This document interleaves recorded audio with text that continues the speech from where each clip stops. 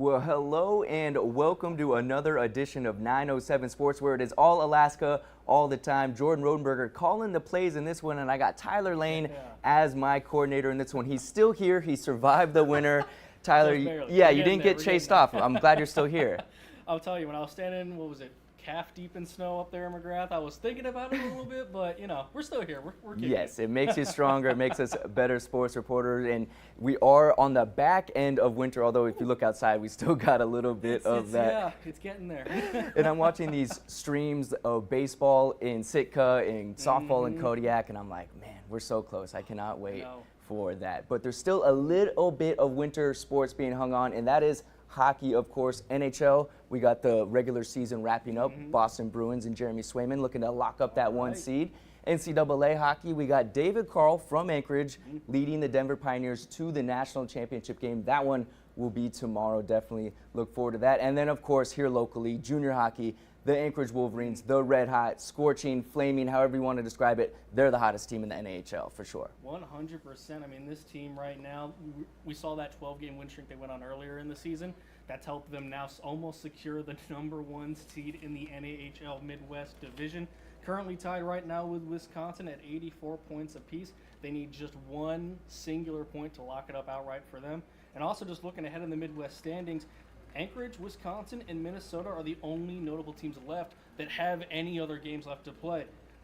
Wisconsin, Janesville, Chippewa, they've all locked up. So Anchorage and Minnesota right now. Minnesota could sneak in those playoffs right now if they can get a point over Chippewa. But hey, it's all about Anchorage right now. They can get that #1 spot, and that would mean more playoff action coming our way. That's right. They control their own destiny. This will be games 59 and 60 of the season. When you think back, they've been skating since September. Super long season. So Coach Nick Walters, in his first year, doing whatever he can to keep the guys loose, keep the guys having fun, and staying engaged. It's a long season, and so, our biggest thing is how do we keep guys fresh? How do we keep them healthy? How do we keep them engaged to avoid burnout, right? So we've kind of changed the way we're doing things. It's less gym time. It's maybe a little lighter in the gym. I've shortened practice. We're doing different things for practice just to keep it fun and high energy and engaged. So it's a quick rip. Get them on the ice, ramp up the energy super quick, accomplish what we need to accomplish, then we get them out of here. Fresh legs, always a good thing. We were talking about it just last week, the bug that he mentioned that was going around the team, a little bit of a sickness, and now, just in time for playoffs, the team's getting back to full strength. Absolutely. Saw some dealing with some injuries from their top scoring leaders on the team, so it's good to see them back in full form. You do want to be in your prime, so to speak, at this time of year for sure. And so a lot of different guys have stepped up along the way. Up and down the lineup is kind of that next man up mentality, and you see that's gone a long way so far this year. The talent's great. I mean, from the top to the bottom, the coach talked about it a little bit. Our depth is unbelievable. I mean, he wants to roll 4 lines at all times, be able to put anybody out against anybody, and big goals come from anybody. It's hard to stop teams that have 4 lines deep. I mean, when you're putting the 4th line out there, that could be like a 2nd or 1st line on the team we're playing against. It's hard to stop those guys. So goal scoring's coming from everybody, and it's great. The talent on this team's amazing. Practice is always fun because you're always going against good guys. I mean, it can get a little annoying sometimes because you're like, shoot, come on, that was my chance. Why didn't I get to bury that? But it is what it is. It makes you better every day.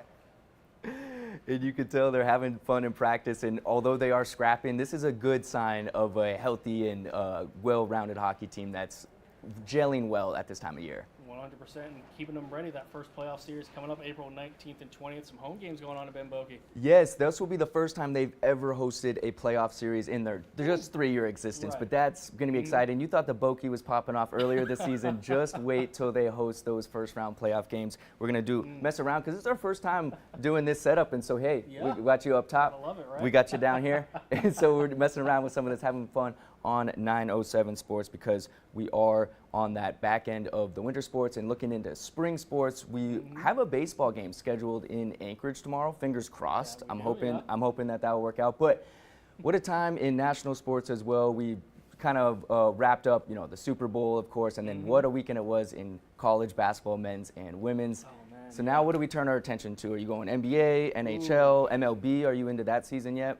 You know, I've been getting into the MLB a little bit more lately. You know, I've been playing MLB The Show. That's helped me, you know, get a little bit, you know, my guys only, you know, knocked out, what is it, 100 home runs so far? And I've only played a week.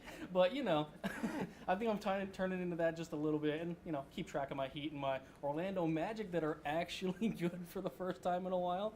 So I'll keep track of those guys, too. I know. Who would have thought that they'd be in the mix for this Eastern Conference, which it seems like it's Boston Celtics to lose. But I'm a Bucks guy. I don't know if they got the juice this year, but we'll see. They got the championship experience. Long term, man. I'm telling you, Paolo and those guys, Wagner, they're going to be a force. Yes, that's right. And I see we got someone mentioning the NFL draft coming up. That is coming up very shortly. And we will expect to have an Alaskan in the NFL draft for the first time in quite a while. Peely, of course, Brandon Peely went undrafted last year, got some snaps for the Dolphins. But Edafwan Ulofoshio, Washington linebacker, who knows where he may land, but he's been really impressive this season. And I can tell you just from the perspective of knowing some guys that have gone to that league. I remember I was in high school, and that feeling of watching a guy that I played my hometown in Gainesville, Florida, play for the Gators and then get drafted by the Seahawks, talking about Freddie Swain.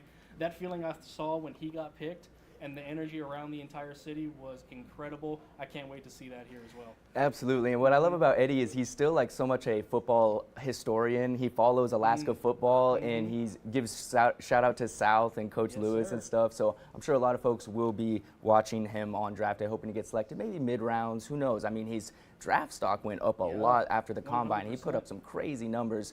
We also got another draft coming up, WNBA. Yes. I'm waiting for that, man. I'm telling you, Caitlin Clark, Alyssa Peely, it's going to be good. We've just been sitting in the office just going over, man, where are these guys going to go? Yes. Is it going to be Connecticut, Dallas? I'm excited. So excited. And I did speak with Alyssa Peely this morning, so be sure to check out her interview. It's going to air at 6 o'clock on Alaska's News Source and 10 o'clock, of course, and alaskasnewssource.com. So here from the future WNBA draft selection, Alyssa Peely of Anchorage. Diamond High fame, of course, somewhere slotted, she was saying somewhere between 5 and 10, who knows, I've seen 9, and it could be Chicago Sky, which would be quite the coincidence from the most recent Ruthie Hebert being selected there, so we'll see. She said it's been very overwhelming, and you know, she's more nervous than anything at this point, just kind of want to get it out the way, see where she goes and ends up. Yeah, and I mean, just the senior season she had from coming here back to Alaska to the dominant season she had as a whole and helping get Utah to the women's tournament, the season they had, I know they ran into that bulldozer that has been Gonzaga lately, but just in general to encompass it all to this, I'm sure